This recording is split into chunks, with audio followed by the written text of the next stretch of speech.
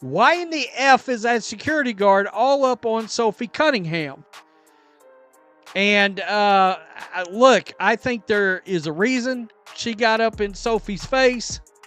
And I don't think there was any need to sort of bow up to Sophie like that. The Indiana Fever finally had a playoff win to celebrate, but somehow the WNBA still found a way to add drama. Sophie Cunningham, wearing a leg brace, just wanted to join her teammates in the celebration. Instead, a league security guard stepped in and stopped her right in the middle of the moment. Fans weren't happy about it. Do you think the WNBA is unfairly targeting Sophie because she doesn't fit their narrative? Share your thoughts below.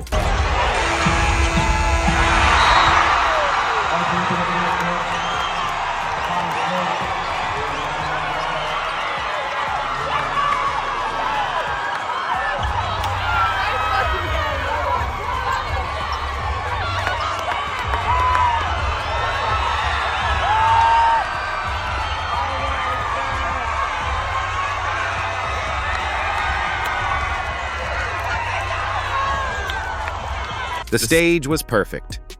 The Indiana Fever had just earned one of their biggest playoff wins in years, moving on without Caitlin Clark, who's still sidelined. The crowd was buzzing, the players were celebrating, and Sophie Cunningham, out with her own injury, was on the bench cheering them on. Nothing unusual, nothing out of line, just a teammate in street clothes applauding her team. Odyssey Sims hit the floor very hard during the game last night, and her teammates came out to the floor to check on her, except, of course, the girls on the bench, Caitlin Clark, Chloe Bibby, Sophie Cunningham, they came to half court. Did not cross the line, by the way. But for whatever reason, we had a situation involving Paula Blart, mall cop. That's right, played this time in the role by Wheezy from Jefferson. The Jeffersons, showed up last night to try to check Sophie Cunningham. Did she think Sophie Cunningham was about to run out there cause an incident? Sophie Cunningham's in a damn leg contraption. It's not even a brace, it's like a contraption. But somehow, that was enough to set off the WNBA's security. Out of nowhere, a guard walked over and confronted Sophie like she had stormed the court or caused trouble. Let's be real. She wasn't even near the scorer's table, let alone stepping on the floor. She was standing closer to half court, just cheering. No rules broken, nothing wrong. Yet, in typical WNBA fashion, the drama became the headline instead of the celebration. Odyssey was holding her right shoulder. You could see it all over Sophie's face. First confusion, then disbelief, and finally that classic Cunningham glare. And really, who could blame her? She's in a leg brace, clearly not about to sprint onto the court. Yet instead of handling it calmly, the security guard got aggressive, leaning in and yelling at her like she was causing problems. The video blew up instantly, not because Sophie did anything wrong, but because it highlighted the strange double standard she's dealt with her entire career.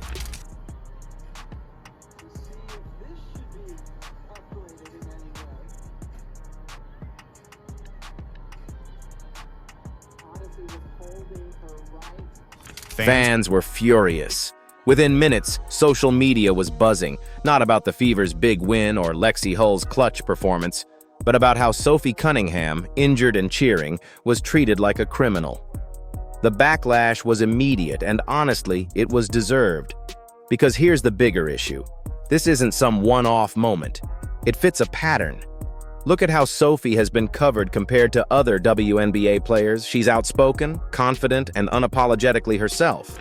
And I think we all know that if there's one thing that male sports fans want to see in their spaces and on their screens, it's more of me. She's also one of the few players who isn't afraid to push back against the league's approved storylines.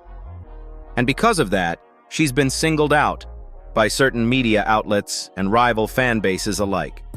Sophie Cunningham has long carried the label of villain in the WNBA. But when league staff themselves start treating her that way, especially in the middle of a playoff celebration, That's crossing the line. Think about it. The Fever had just advanced to the semifinals. Players on the bench, Caitlin Clark, Chloe BB, and Sophie, were all celebrating from the sidelines. None of them stepped onto the court during live play. They were just standing near mid-court, reacting the way every team does in big moments.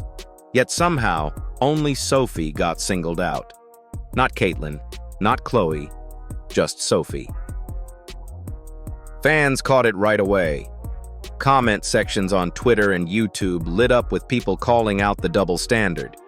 Some were blunt. Sophie gets targeted because she's blonde, white, and doesn't match the league's preferred image. Others pointed out the hypocrisy. If Angel Reese or Natasha Cloud had done the exact same thing, the league would have praised them as fiery, passionate teammates.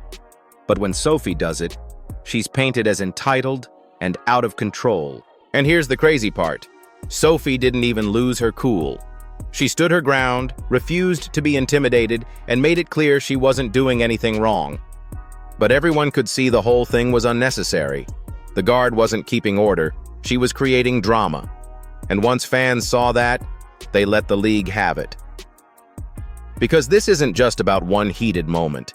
It's part of a bigger issue the WNBA keeps running into, how it treats players who don't fit the mold. Caitlin Clark has been dealing with it for 2 straight seasons. Constant hard fouls that don't get called, non-stop targeting on the court, and media spin that tries to downplay her impact. Sophie, who's always been a lightning rod, ends up caught in the same cycle. Instead of celebrating her popularity, the league seems more interested in knocking her down. And that's where the numbers don't lie. Sophie Cunningham is one of the most followed, most talked about players in the WNBA. She trends constantly. Her highlights draw clicks. Even when she's not playing, fans still care. That matters in a league trying to grow. But instead of leaning into that, the WNBA allowed this embarrassing scene to unfold, where Sophie, in a brace, cheering her team, gets publicly checked by security during a playoff win. The fans didn't let it slide. Within minutes, hashtags like #FreeSophie and #WNBA exposed were trending. The reaction was brutal. Comment after comment called out the league for its double standards and for going after players who refuse to fall in line. Some fans even drew comparisons to past controversies, like when Angel Reese's critics were written off as racist after she got booed, or when Caitlin Clark's hard fouls were brushed aside as just part of the game. The comments weren't pretty, but honestly, they didn't need to be. People were ripping the security guard apart, calling her everything from a wannabe mall cop to the WNBA's latest clown show. Harsh? Sure. But it shows just how fed up fans are. They want to celebrate basketball. They want to enjoy playoff wins. Instead, they keep getting dragged into drama the league itself creates. And that's the real problem. The WNBA loves to brag about growth, ratings, and finally getting mainstream respect. But then, every time the spotlight shines, something like this takes over. Instead of headlines about the Fever's huge win, the story is Sophie Cunningham getting shouted at in a brace by a security guard. That's not just bad optics, it's self-sabotage. The league has a PR problem, and it's making it worse with moments like this. Fans don't want to see their favorite players treated like criminals for simply cheering.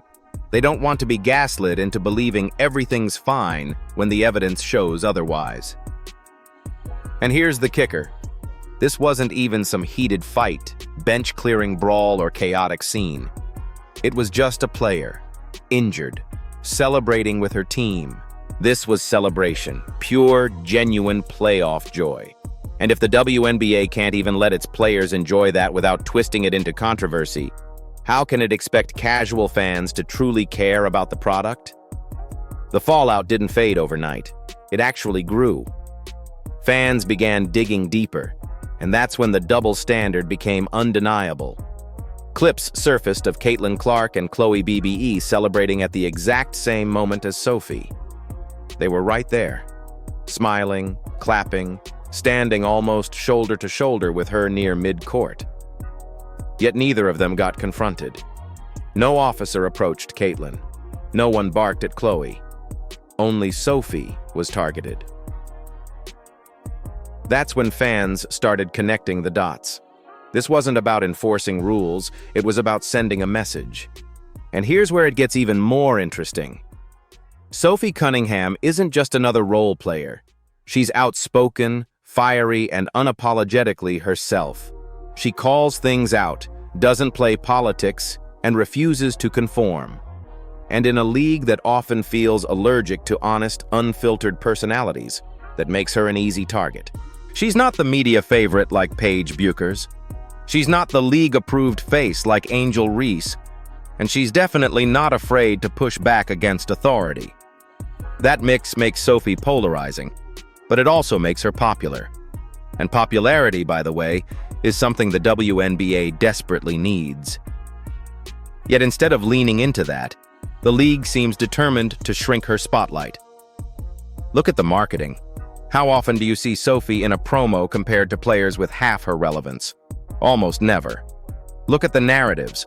When Sophie gets into it with a rival, she's cast as the villain. But when someone else does the same thing, they're praised as fiery or passionate. It's not just unfair, it's blatantly obvious. This latest run-in with security only poured gasoline on the fire. Fans watched her get singled out, and they weren't buying the spin. Social media flooded with questions. Why Sophie? Why now? Why is a player in a leg brace who couldn't sprint 5 feet suddenly treated like a security threat? None of it added up, unless you accept the uncomfortable reality that Sophie Cunningham is being targeted. Now, zoom out. What does this mean for the league? Because it's bigger than Sophie. Incidents like this shape the way people view the WNBA as a whole. Fans notice the double standards, the selective enforcement, the PR blunders, and many of those fans are casual viewers, the ones Caitlin Clark brought in.